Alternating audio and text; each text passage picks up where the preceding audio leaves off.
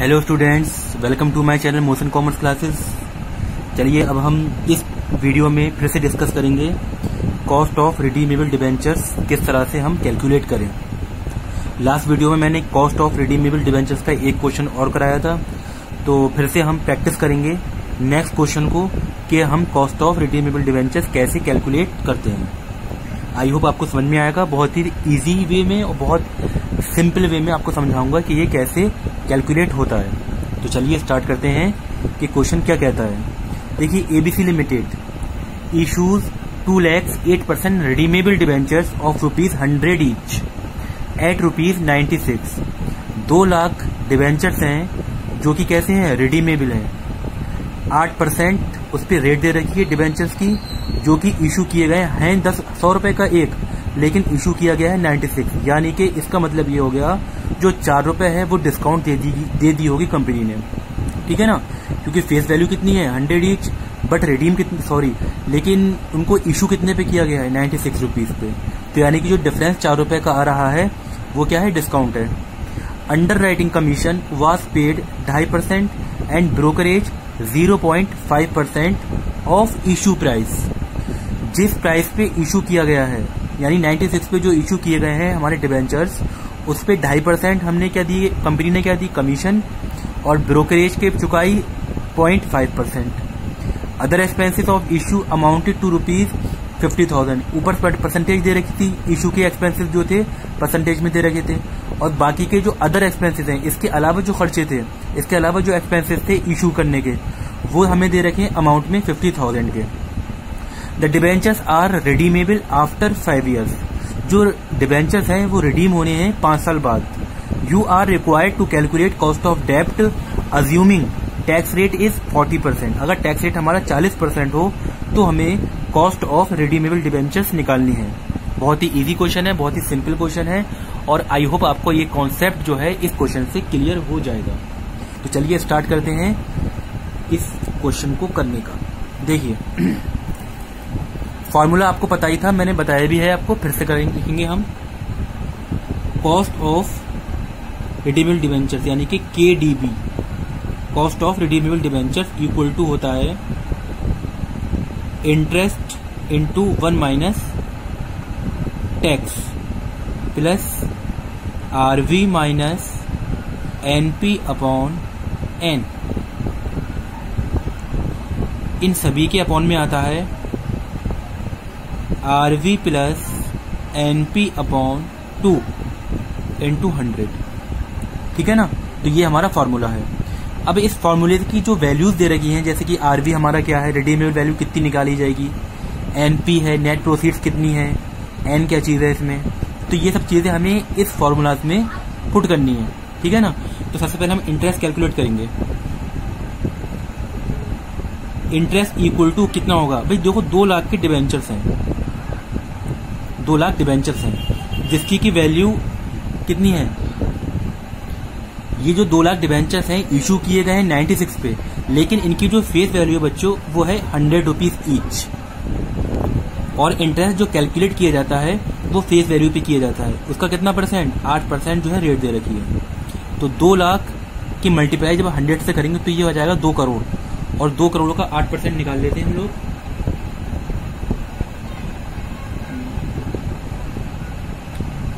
ये वैल्यू आ गई हमारी 16 लाख, 16 लैक्स। ये बच्चों हमारी अमाउंट की वैल्यू आ गई 16 लैक्स। तो इंटरेस्ट हमारा आ गया 16 लाख रुपए का, ठीक है। चलिए, उसके बाद हमें चाहिए RV यानी कि रिडीमेबल वैल्यू। तो रिडीमेबल वैल्यू हम निकालेंगे यानी कि RV। देखिए, क्वेश्चन में ये कह रखा होता कि वो कितने वैल्यू पर रिडीम किए जा रहे हैं, कुछ नहीं कह रखा है, तो हम ये मालूंगे जो फेस वैल्यू है उसी वही वैल्यू क्या है, रिडीम वैल्यू है, उतने ही डिबेंचर होल्डर को पैसे वापस किए जाने हैं, यानी कितने के, 2 करोड़ रुपए के, ठीक है। अब बात आती है नेट प्रोसीड्स की। तो नेट प्रोसीड्स हम कैसे निकालेंगे, सबसे पहले हम लिखते हैं फेस वैल्यू, और फेस वैल्यू आपको पता ही है जो कि है 2 करोड़। इसमें से हम माइनस करेंगे। देखो अंडरराइटिंग कमीशन दे रखा है क्वेश्चन में, जो कि कितना है, यानी कि जो कंपनी है उसने इशू करा होगा। जब इशू किया होगा तो उसने 2.5% जो है क्या दिया होगा, 2.5% उसने कमीशन पेड किया होगा अंडरराइटिंग। तो आप ये देखिए एक चीज और, ये जो फेस वैल्यू है 2 लाख की, तो क्या कंपनी ने इसी वैल्यू पे इशू किया है? नहीं। तो सबसे पहले हम इसमें माइनस करेंगे क्या चीज, डिस्काउंट। और डिस्काउंट देखो इसमें हिडन है। देखो 100 रुपए की तो वैल्यू थी, मगर इशू कितने पे कर रही है, 96 पे। तो यानी कि डिस्काउंट हमारी होगी 4 रुपए। तो हम इसमें डिस्काउंट माइनस करेंगे 4%, 4 रुपए के हिसाब से। भाई 100 रुपए की फेस वैल्यू 96 पे इशू कर रही है कंपनी, तो 4 रुपए क्या ये डिस्काउंट है। तो ये 4 रुपए की हम क्या कर देंगे, मल्टीप्लाई कर देंगे 2 लाख डिबेंचर से। ये हमारे डिबेंचर्स हैं, और 4 रुपए पर डिबेंचर क्या है, डिस्काउंट हो जाएगी। तो 4 दूनी 8 लाख। ये जो 8 लाख है ये हमारी डिस्काउंट कैलकुलेट हो गई। ये माइनस करेंगे हम, और हम माइनस करेंगे अंडर राइटिंग कमीशन।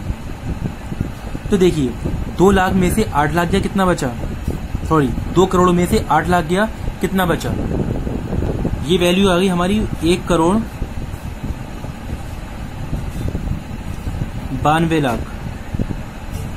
ये हमारी क्या है, ये हमारा इशू प्राइस है, यानी इस प्राइस पर कंपनी ने इसको इशू किया है, इशू प्राइस। ठीक। अब ये कह रहा है अंडर राइटिंग कमीशन जो 2.5% देना है वो इशू प्राइस पे देना है। तो हम लेस करेंगे इसमें से,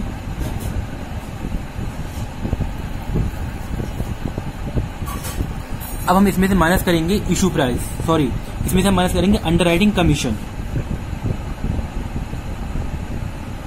और अंडर राइटिंग कमीशन क्वेश्चन में कह रहा है कि वो 2.5% है इशू प्राइस का। तो इशू प्राइस हमारा 1,92,00,000, उसका 2.5%। ठीक। तो ये अमाउंट आ जाएगी हमारी 1,92,00,000 का 2.5%, 4,80,000, 4,80,000। ये हम माइनस कर देंगे। तो और इसमें क्या माइनस करना है, और इसमें हमें माइनस करना है, क्वेश्चन में ही कह रखा था कि ब्रोकरेज दे रखी है 0.5%, जो कि किसकी है, वो भी इशू प्राइस की है। तो हम ब्रोकरेज माइनस करेंगे 1,92,00,000 का, 1,92,00,000 का 0.5%, कितना आता है ये,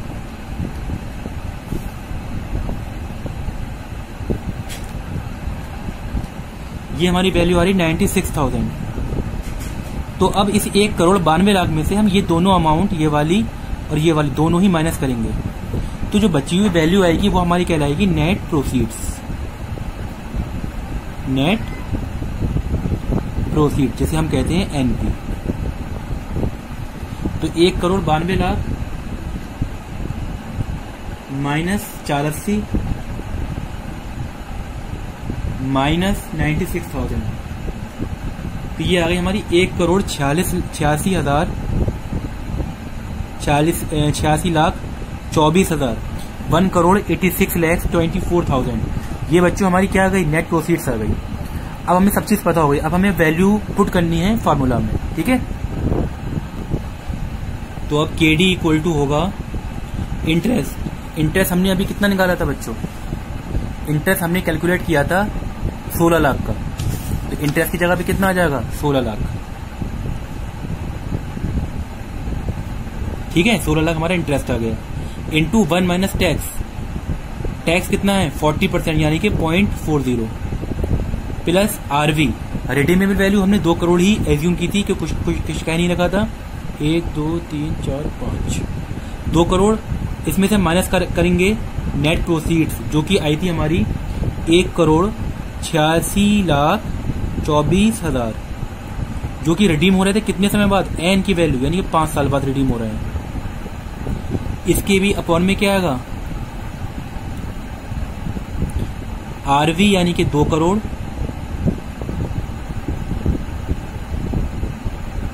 प्लस नेट प्रोसीड्स यानी 1,86,24,000 डिवाइड बाई इसका एवरेज इंटू 100।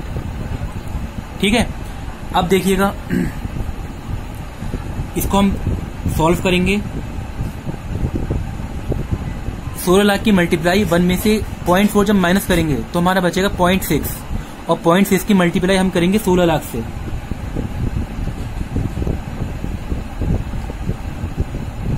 ये वैल्यू आई हमारी 9,60,000।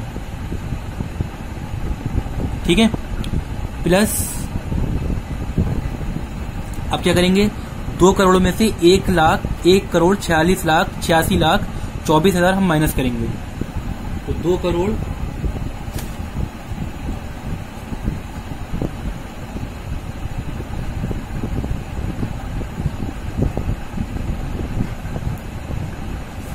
ये हमारी वैल्यू है 13,76,000 डिवाइड बाई 2 करोड़ और 1,86,84,24,000 को हम ऐड करेंगे और उसका एवरेज करेंगे, यानी 2 करोड़ में हम ऐड करेंगे तो ये हमारा हो जाएगा 3,86,24,000 और उसको डिवाइड करेंगे 2 से, तो 3,86,24,000 डिवाइड बाई 2। ये वैल्यू आई हमारी 1,93,12,000। ठीक है ना, इसको ऐड करा और 2 से डिवाइड कर दिया इंटू 100। उसके बाद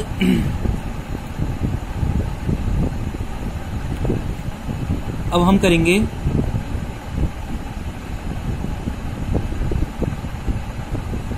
हाँ, तो इस 9,60,000 में ऐड करेंगे 13,76,000।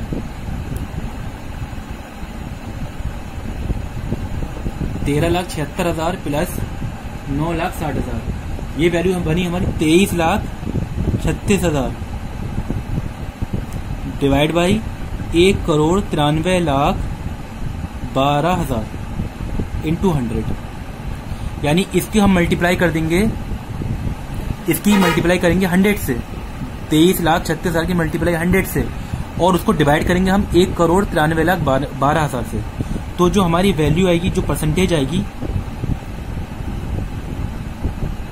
कॉस्ट ऑफ डिबेंचर्स की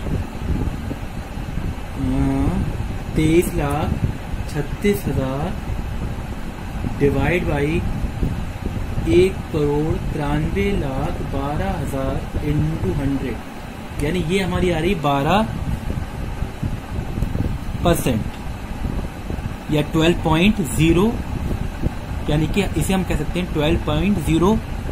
12.1% या 12%। ठीक है ना, ये हमारा आंसर यहाँ पर सॉल्व हो गया।